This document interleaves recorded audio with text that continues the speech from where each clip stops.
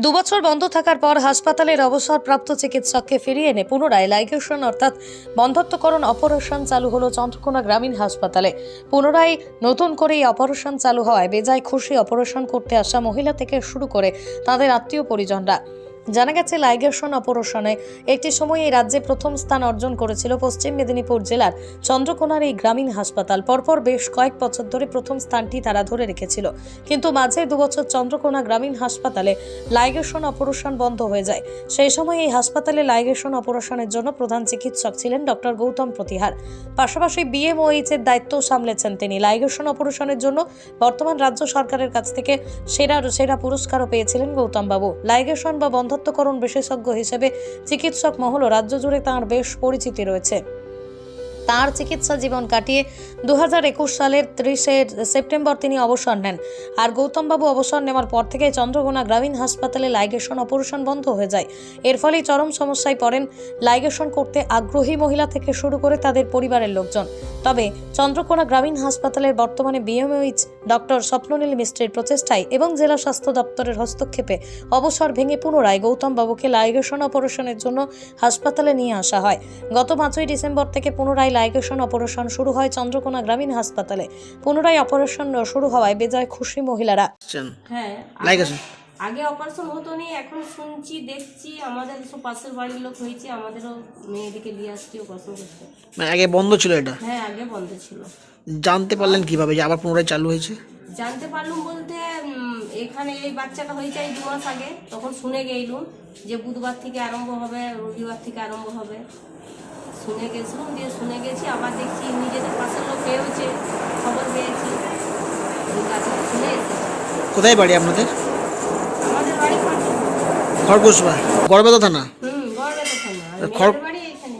এই আবার পুনরায় চালু হয়েছে, আপনারা বাড়ির সামনে এই যে অপারেশনটা সরকারিভাবে হচ্ছে, কি বলবেন, কেমন লাগছে? কি বলবো, খুব ভালো, পুনরায় চালু খুব হয়েছে। ভালো হয়েছে। হ্যাঁ, আমাদের সব গরিব দুঃখীদের বাড়িতে বড়ি টুড়ি খাওয়া অন্য কি ঠিক ঠিক ঠিক নয়, বড়ি জোগাড় করতে পারিনি। বড়ি যদি জোগাড় করছি, বড়ির তুল্য জিনিস জোগাড় করতে পারিনি। বড়িটা তো খেলে হয়নি, বড়ির সঙ্গে ভালো মন্দ খেতে হবে। গরিব মানুষ কোথায় পাবে? খুব সুন্দর হয়েছে, খুব ভালো লাগছে। অপারেশন শুরু হয়েছে তখন পুরো লকডাউন, তখনই ভেবেছিলাম বৌমাকে অপারেশন করে দেবো, কিন্তু তারপরে টোটাল বন্ধ হয়ে গেল। এখন এত অপারেশন হচ্ছে, শুরু হয়েছে শুনে এত ভালো লাগছে, মানে যখনই আশা দিদি যে বলছে অপারেশন হবে তখন মনে হয় এখন দিনে এত বাচ্চাকে ইয়ে করে কি আর ঠিক আছে। আগে আগে আগে কেন বন্ধ ছিল বা কি জন্য জানেন কিছু? না, সে বিষয়ে কিছু জানি না, হঠাৎ করে হচ্ছিল। তারপরে শুনলাম নাকি এখানে কোনো ডাক্তারবাবু এখন আসছে না, রিটায়ার হয়ে গেছে, দেববাবু বা প্রতিহারবাবু দুজন যে স্বাধীন ছিল রিটায়ার হয়ে গেছে, ওই জন্য বন্ধ আছে, এরকম একটা শুনেছিলাম। এখন তো আবার পুনরায় সে প্রতিহারবাবুই করছে যিনি ছিলেন। হ্যাঁ, পুনরায় প্রতিহারবাবুই করছে। আগে তাহলে আপনারা আসছিলেন, খোঁজ নিয়েছিলেন এখানে? হ্যাঁ, আমরা আসছিলাম, খোঁজ নিয়েছিলাম, তখন হয়নি, বন্ধ ছিল। এমনি দিদিমণিরা বললো যখন হবে তখন ঠিক জানানো হবে, তখন বলেছিল। এখন আবার জানানো হয়েছে, আশাবাড়িরা বাড়িতে গেছে, যে জানিয়েছে। কি আপনাদের কোথা থেকে আসছেন? আমরা আসছি যাদবনগর থেকে। অবসরের পর পুনরায় হাসপাতালে অপারেশনের দায়িত্ব বর্তমানে কি বলছেন বন্ধ্যত্বকরণ বিশেষজ্ঞ ডাক্তার গৌতম প্রতিহার, শুনুন তাঁর মুখ থেকে। এখন আমি জয়েন করেছি সরকারি নিয়ম মেনে 35 বছর পরে, সেটা হয়েছিল 30শে সেপ্টেম্বর। তারপর এখন আমি যেমন রুগী দেখি সেরকম করছিলাম, কিন্তু দীর্ঘদিন চন্দ্রকোনা হাসপাতালে থাকার জন্য চন্দ্রকোনা রুগীদের প্রতি আমার একটা ভালোবাসা জন্মেছে। এবারে আমি স্বাস্থ্য দপ্তর থেকে প্রপোজাল পেলাম যে ওখানে দীর্ঘ প্রায় 2 বছর লাইগেশন অপারেশন বন্ধ এবং বড় অপারেশনও বন্ধ, মূলত সেটা অ্যানাস্থেসিয়ার অভাবের জন্য। যদিও ওখানে গাইনোকোলজিস্ট ডাক্তার পোস্টিং দেওয়া হয়েছে, তাই এই প্রপোজালে আমাকে বলা হলো যে আপনি যদি এটা দায়িত্ব নেন বা করেন তাহলে ভালো হয়। তা আমি ওনাদের লিখিত অর্ডারের জন্য বলেছিলাম বিওএইচ সাহেবকে, এখন বর্তমান বিওএইচকে। তখন বলার পর ওনারা সিএমএইচের অর্ডার দিয়েছিলেন। 5 ডিসেম্বর সেই অর্ডার পেয়েছি, 6 ডিসেম্বর আমি জয়েন করেছি। এখন বর্তমানে প্রতি সপ্তাহতে 2-3 করে অপারেশন হচ্ছে, তাতে 20 থেকে 25টা অপারেশন হচ্ছে। এখন এবার রুগীরা উপকৃত হয়েছে এবং আমিও কাজ করে স্যাটিসফ্যাকশন পাচ্ছি। সেটা তো একটু স্বাভাবিকভাবে খুব হবে, কারণ আমাদের যে ব্লকের যে মায়েরা তারা তো অন্য ব্লকে দৌড়াদৌড়ি করতো। এখন এখানে ব্লকের মেইন কারণ হচ্ছে যে ডাক্তারবাবু ছিলেন, তারা অজ্ঞান করার ডাক্তারের সাহায্য নিয়ে অপারেশন করতেন। কিছু অপারেশন হয়েছিল, কিন্তু আমরা মিনিল্যাব পদ্ধতিতে যেটা করি সেটা হচ্ছে অসাড় করে করা হয় লোকাল অ্যানাস্থেসিয়া দিয়ে। আমার রাস্তায় আমরা দীর্ঘদিন ধরে লাইগেশন করি এবং আমি ডিস্ট্রিক্ট ট্রেনার ছিলাম, লাইগেশন শেখাতাম আমাদের সমস্ত নতুন ডাক্তারবাবুদের। তা সেই হিসাবে ওরা আমাদের প্রতি আস্থা রেখেছে সেটাই বলা যায়।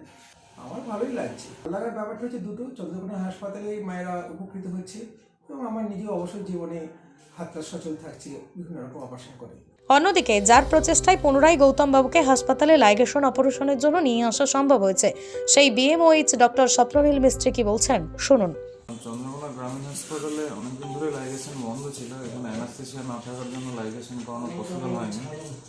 তো লাইগেশন বন্ধ থাকার কারণে আমরা সিএমএস অফিসে ব্যাপারটাকে জানাই যে লাইগেশনটা চালু করা উচিত বা আবার করা দরকার। তো সিএমএস অফিস থেকে এখানে যিনি পূর্বতন বিএমওএইচ ছিলেন ডক্টর গৌতম প্রতিহার, তিনি অলরেডি মানে ডিস্ট্রিক্ট ট্রেনার হিসেবেও কাজ করেছেন। তো তাকে আপাতত টেম্পোরারি বেসিসে তাকে দিয়ে কাজ শুরু করানো হয়েছে।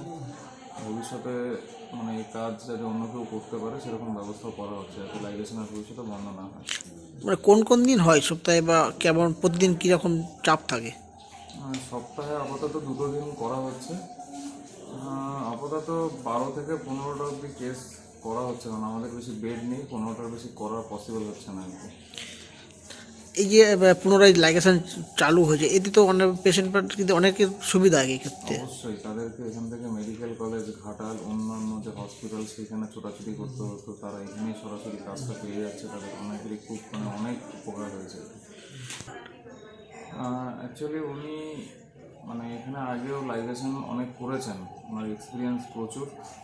তো সেই কারণেই ওনার নাম প্রপোজালে দেওয়া হয়েছিল, যাতে ওনাকে আবার লাইগেশন করানোর জন্য এখানে আনানো হয় আর কি। সপ্তাহে অন্তত 2 দিন করে যদি লাইগেশন করে, আমাদের ব্লকের যে পরিমাণ কেস আছে সেই কেস কিছুটা হলেও কমবে আর কি। তারপরে হয়তো আমি বা অন্যান্য যে ডক্টর বাবুরা আসবেন বা গাইনি যদি কেউ আসেন, তারাও লাইগেশন শুরু করবেন। তো এরপরে এর দিনের পরিমাণও বাড়ানো হবে আর কি লাইগেশন। এবার আরামবাগে এসে গেল সুমিশা সরিষার তেল। আরামবাগ মহকুমায় এই প্রথম নিজস্ব মিলে প্রস্তুত হচ্ছে খাঁটি সরিষার তেল। সম্পূর্ণ আধুনিক পদ্ধতিতে ডাবল ফিল্টার যুক্ত এবং কোনো রকম কেমিক্যাল ছাড়াই একেবারে স্বাস্থ্যকর ভাবেই তৈরি করা হচ্ছে সরিষার তেল। সরিষার তেলের জগতে একমাত্র নির্ভরযোগ্য প্রতিষ্ঠান ও সততার প্রতীক সুমিশা সরিষার তেল। নির্ভেজাল, খাঁটি এবং গুণগত মানের জন্য আসতেই হবে আপনার নিকটবর্তী দোকানে। ঠিকানা চাঁদুর, আরামবাগ, হুগলি। যোগাযোগ নম্বর 7811095419 অথবা যোগাযোগ করুন 9733572246 এই নম্বরে।